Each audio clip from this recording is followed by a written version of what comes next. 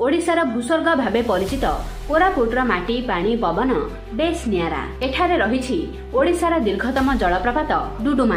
कोरापुट ठारू 92 किलोमीटर और विशाखापाटना ठारू प्राय 200 किलोमीटर दूर में रही डुडुमा जलप्रपात।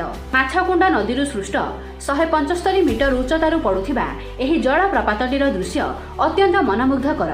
एही जलप्रपात पुराण प्रसिद्ध मत्स्य तीर्थ भावे परिचित एवं दक्षिण भारतर उच्चतम जलप्रपात मध्य अन्यतम।